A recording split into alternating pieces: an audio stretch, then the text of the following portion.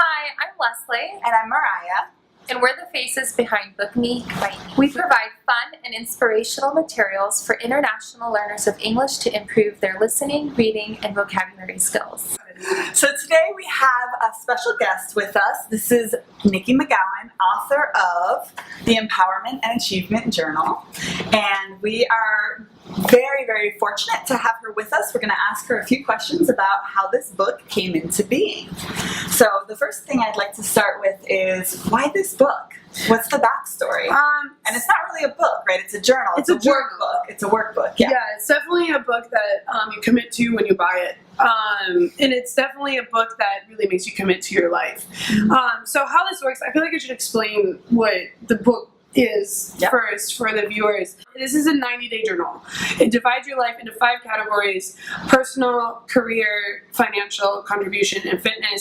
And you have to fill out a 90-day goal in each category.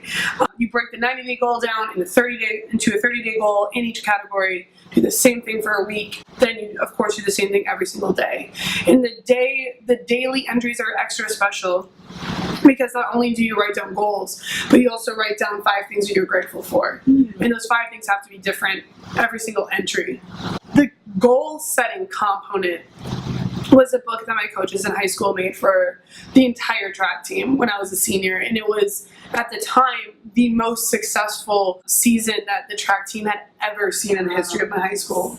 So, it was that sense of, camaraderie, that sense of, holding each other accountable for our goals, and, striving and achieving together, in the fact that we started the season with a big team meeting. It just ended up being a magical experience. It seems so simple, but it really changed my life so profoundly. And I kept making these journals in 5 subject notebooks, and by hand, because no one had made one. Exist. It didn't exist.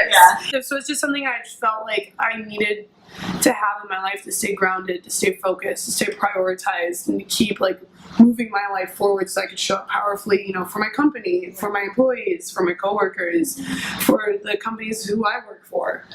So I'm going to interrupt for a second. I'm kind of curious. So you incorporated this idea of the gratitude journal into it, and I myself think gratitude, and I know Leslie thinks gratitude is recognizing gratitude is really, really important. So why did you incorporate that? What do you think that does for people? So I love that you brought that up. And I love that you said recognizing gratitude, because that's the first step, is recognizing gratitude. And gratitude is really an experience. It's an emotional experience that we have. And a lot of us don't operate from that space. Right. So I was watching Oprah years ago. Everything leads back to Oprah. Everything leads back to Oprah. Everything leads back to Oprah. And she was talking about, if you really want to change your life, you should do gratitude journaling. And I was in a yoga teacher training at the time, and my friends took on this gratitude challenge on Facebook. Where every single day they would write, "I am grateful for," and then they would select one thing, and they would do that 5 times. And at first I rolled my eyes, I'm like, this is so dumb. I've been there. Right? I've been that with so many things, including yoga. Now I own a yoga company. And meditation too, and I teach meditation. So it's just one of those things that added that list. Full circle. Full circle. So, all my friends were starting to do it and starting to get my attention, and they were just approaching life in a different way. And I'm like, you know what? I love challenging myself. I'm going to take this on. And I got a notebook, and I started writing, and I learned the rules. It was 5 a day. And start your day with just 5 entries a day. 5 things you're grateful for a day. Write out the words I am grateful for, I am thankful for, or I am blessed to have, or for whatever, and fill it in. You have to write those words every single sentence. Those are nice sentence frames. Yeah. I am grateful for. I am blessed to have. I am thankful for. And it could be, the thing that used to get me kind of oh, this is silly. It's because I would always think too big and overcomplicate things. But really, it could be as simple as, I am thankful for I can get out of bed this day with my own 2 legs. Not everyone has that blessing. That is the journey that is gratitude journaling. And when I took on that work in the second day, the second morning of me doing it, we're talking like entry number 8. I got stuck. And I've always thought I was a very positive person. I was like, everyone always tells me like how positive I am and this and that. But I realized like subconsciously, I really wasn't. And it scared me. Wow. And I'm like, it really, Chills. yeah, right? It took a lot for me to finish that list the second day.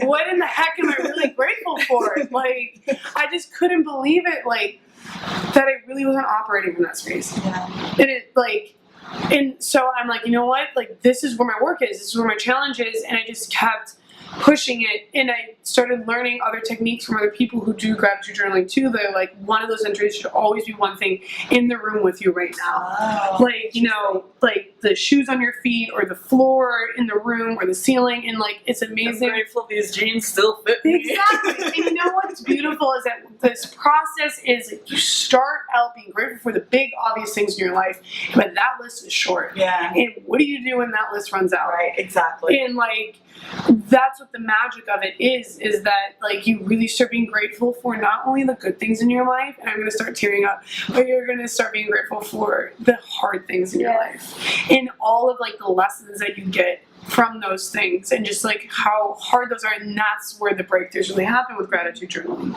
So when I took that work on for myself, and I filled journals really fast, and now actually I'm kind of putting out my secrets, like from my personal like morning routine. For the whole wide I world. fill out this journal, and I flip a page open in another journal every morning. I fill out 2 journals every morning. I do the 5 gratitude entries in this journal every morning, and I do 11 more in another journal every morning. What does that time frame look like for you? For me, it's getting more efficient, but it's still a solid 15 minutes. And if I have the time to add in my meditation too, we're looking at 30 to 45 minutes in the morning. So 30 to 45 minutes of a practice that you think is really worthy. I think Very worthy. I wouldn't in the morning, you know, having to go to work, having to, you know, I like to juice, fresh juice in the morning, having to juice, doing my exercise, doing my reading in the morning.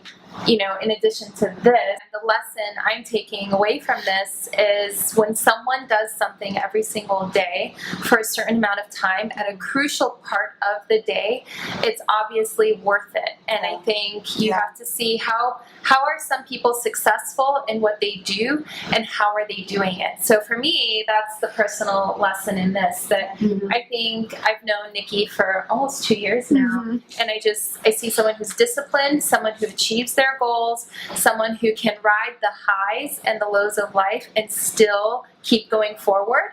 And I think you have to look, and how does this person do that? And when you said this, and that you spend that amount of time doing it, gets you in the right headspace so that you can continue doing all the life goals that you have. So much more productive when I'm able to hit all those things. And you know, it comes down to prioritizing too, because like, what really truly are your priorities? And there's a level of accomplishment too throughout the journal. Like when you get to the end of a week, and it makes you go back and look over your goals you set out for yourself at the beginning of the week. Did you make them? And the month is the same way. Like when you set new goals for the month, first you review your month. Like, what did I do well? What did I not do well? So there's that element of self-accountability. There's that also an element to, like, oftentimes I don't have time in the morning, but guess what? This comes with me in my car. So at some point in the day, I'm going to fill it out. And there's days that I miss. Like, I filled out my journal. I started a fresh, brand new journal, just like this one, September 17th. And that was supposed to be completed December 17th. Oh, wow. And we're January 12th right now. I'm still finishing this journal. But you know what? There's that level of facing that within yourself, of like taking ownership of the fact, like, you know what, I did fall short, but you know, I'm recoverable. So there were 2 major takeaways for me, is just this idea of writing things down and the value of writing things down, because we often think about our goals 20 times over, but they're in our mind, and I feel like this really anchors you to what you want to achieve. So the other thing was the idea of reflecting, and whether you do that at the end of the day or the end of the week. I mean, the one thing I love about your journal is that it has a place for reflection, and what I think is so valuable about that is that you have a sense of progress and kind of can give yourself a pat on the back, and that's all in there. And I think part of achieving our goals, it's so important to acknowledge the progress, big or small, that we've made, and having a record of it really shows that progress. So with that, any last words? Well, we wanted to invite you to partake in a competition, whatever. Book Me, Bite Me challenge. Yeah, there you Red go. Cheetah Yoga challenge. Book Me, Bite Me, Red Cheetah Yoga challenge. To win your own copy of this book. So if you subscribe to the channel, Book Me, Bite Me, correct? Yep, the YouTube channel, Book Me, Bite Me. And you comment in the comments with either something you're grateful for or a goal that you want to achieve. We'll randomly select one person to get a copy of this book, and we're just giving away one. You can comment as many times as you want. It won't affect probability or anything, but you can definitely comment as many times as you want, with as many goals and gratitudes as you want. The more the better. We encourage you. Yeah, 100%. And we will randomly select someone by, what date did we say? Let's say March 1st. March 1st. Okay, by March 1st, 2018, because I have a feeling this video is going to last till posterity on the internet. So March 1st, 2018, subscribe to Book Me, Bite Me. Make a comment of something that you're working towards, you really want to achieve, especially if it's something that scares you, and maybe throw in a gratitude in there too. One isn't more important than the other, because it's so important to be grateful for what you have right now while working towards what you want, which is the whole point of this book. And we'll select one winner, and we'll reach out to you, and we'll let you know that you've won, and we'll mail you a copy. So I just want to end with, Nikki, I'm so grateful for having you do this video with us, for you creating this book, and just really proud of you, and Red Cheetah Yoga, which is her company, and check it out. Thank you. Until next time, happy reading and happier eating. Wrap.